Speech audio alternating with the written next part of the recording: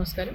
ముందుగా దావోస్ పర్యటన పూర్తి చేసుకొని తెలంగాణ రాష్ట్రానికి అత్యధిక పెట్టుబడులు తీసుకొచ్చిన మా గౌరవ ముఖ్యమంత్రి రేవంత్ రెడ్డి గారికి మా తెలంగాణ రాష్ట్ర ప్రజలందరి తరఫున ధన్యవాదాలు తెలియజేసుకుంటున్నాను.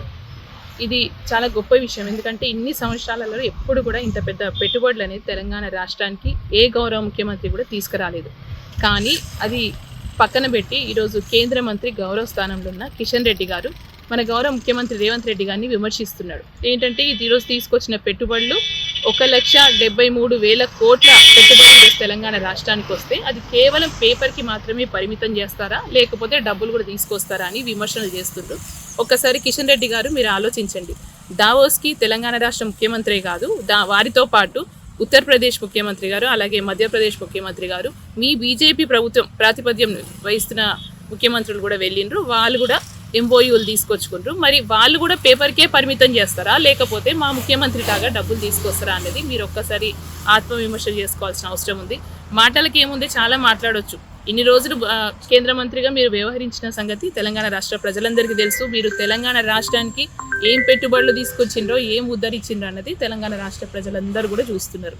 కేవలం ఏదో మాటలనాలని ఈరోజు ముఖ్యమంత్రి గారిని విమర్శిస్తున్నారే తప్పించి ఇంకా దాంతో ఉపయోగం ఏం లేదు.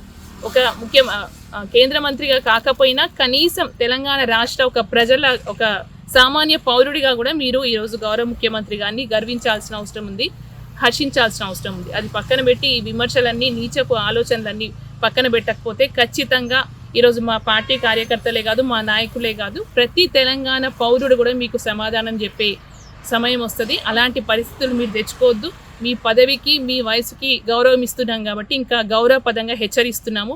కానీ ఇదే కొనసాగిస్తే ఖచ్చితంగా ప్రజలందరూ మీకు సమాధానం ఇస్తారు. ఆ అవసరం మీరు తెచ్చుకోరని, మీ విలువ మీరు కాపాడుకుంటారని మరొక్కసారి మా ప్రజలందరి తరఫున మీకు హెచ్చరిస్తూ, ఇదే మా గౌరవ ముఖ్యమంత్రిని మీరు చేసే చివరి విమర్శ కావాలి. వీలైతే మీరు మెచ్చుకోండి, చేత కాకపోతే నోరు మూసుకొని ఉండండి. అంతకు మించి మీరు ఇంకో ప్రయోగం చేయొద్దని మీకు తెలియజేసుకుంటాను.